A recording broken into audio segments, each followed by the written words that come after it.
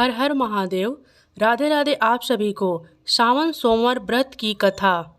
एक साहूकार था। वो बहुत ही धनवान था।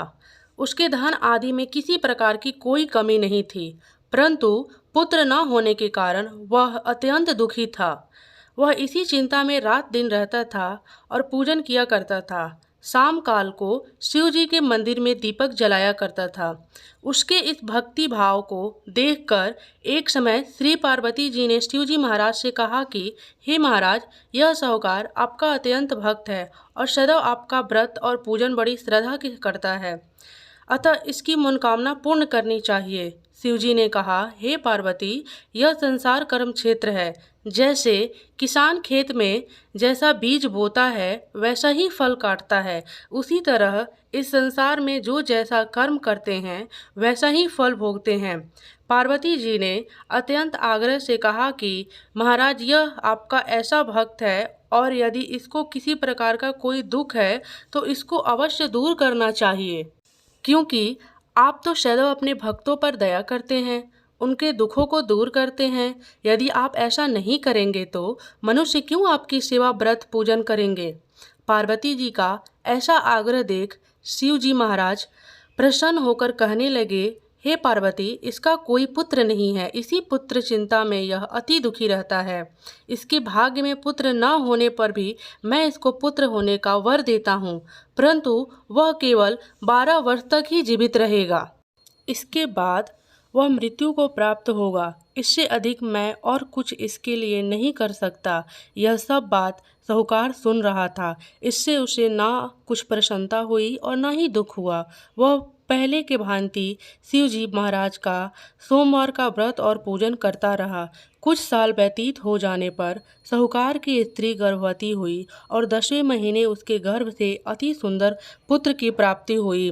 साहूकार के घर में बहुत खुशी मनाई गई, परंतु साहूकार ने उसकी केवल 12 वर्ष की आयु जान कोई अधिक प्रसन्नता प्रकट नहीं की और ना किसी को भेद बताया। जब वो 11 साल का हो गया तो उस बालक की माता ने उसके पिता से उसके विवाह के लिए कहा, परंतु वह साहूकार ने कहने लगा कि मैं अभी इसका विवाह नहीं कराऊंगा, मैं इसे अभी काशी जी पढ़ने के लिए भेजूंगा। फिर उसे साहूकार ने अपने साले अर्थात बालक के मामा को बुलाया, उसको बहुत सारा धन देकर कहा, तुम इस बालक को काशी जी पढ़ने के लिए ले जाओ और रास्ते में जिस जिस जगह पे जाओ वहाँ यज्ञ कराते, दान देते और ब्राह्मणों को भोजन कराते हुए जाओ। इस प्रकार वह दोनों मामा भांजे सब जगह यज्ञ कराते और ब्राह्मणों को भोजन कराते जा रहे थे।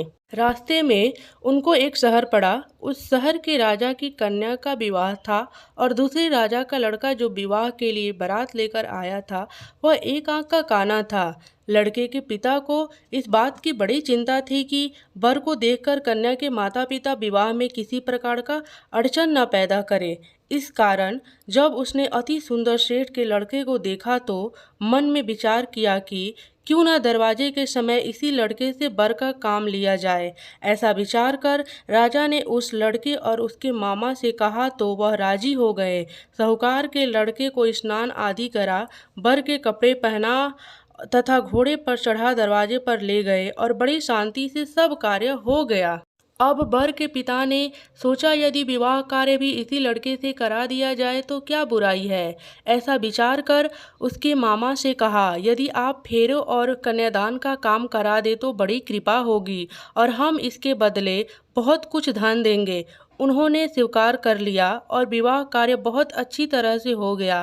परंतु जिस समय लड़का जाने लगा तो राजकुमारी के चुंदी के पल्ले पर लिख दिया कि तेरा विवाह तो मेरे साथ हुआ है, परंतु जिस राजकुमार के साथ तुम्हें भेजेंगे वह एक आंख का काना है और मैं काशी जी पढ़ने जा रहा हूँ। उस राजकुमारी ने जब अपनी चुंदी पर ऐसा लिखा पाया तो उसने राजकुमार के साथ जाने से इनकार कर दिया और कहा कि यह मेरा पति नहीं है, मेरा विवाह इसके साथ नहीं हुआ है, वह तो काशी जी पढ़ने गया है। राजकुमारी के माता पिता ने अपनी कन्या को विदा नहीं किया और बारात वापस चली गई। उधर सेठ का लड़का और उसका मामा काशी पहुंच गए। वहां जाकर उन्होंने यज्ञ कराना और लड़के ने पढ़ना शुरू कर दिया।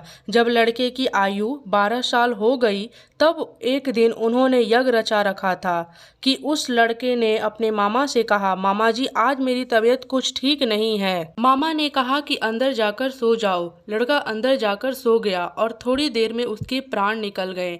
जब मामा ने आकर देखा कि वह तो मुर्दा पड़ा है तो उसको बड़ा दुख हुआ और उसने सोचा कि मैं अभी रोना पिटना मचा दूंगा तो यज्ञ का कार्य अधूरा रह जाएगा। अतः उसने यज्ञ का कार्य पूरा समाप्त कर ब्राह्मणों को घर जाने के बाद रोना पिटना आरंभ कर दिया। संयोगवश उस समय शिवजी महाराज और पार्वती जी उधर से जा रहे थे। जब उन्होंने जोर जोर से रोने पीटने की आवाज सुनी तो पार्वती जी शिव जी से आग्रह करके उसके पास ले गई और सुंदर लड़के को मरा देखकर कहने लगी, महाराज यह तो उसी सेठ का लड़का है जो आपके वरदान से हुआ था।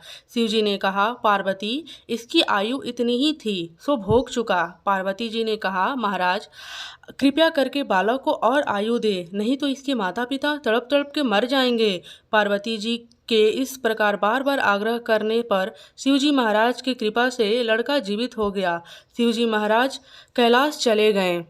तब लड़का और उसका मामा इसी प्रकार यज्ञ कराते हुए अपने घर की तरफ चल पड़े और रास्ते में उसी शहर में आए जहाँ पर लड़के का विवाह हुआ था।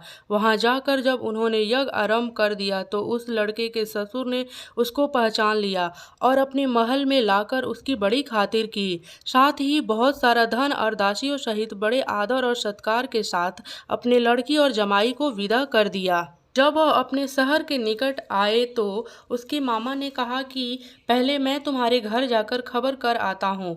उस समय उसके माता पिता घर के छत पर बैठे हुए थे और उन्होंने यह प्रण कर रखा था कि यदि हमारा पुत्र सकुशल घर आया तो राजी खुशी नीचे आ जाएंगे, नहीं तो छत से गिरकर अपने प्राण दे देंगे।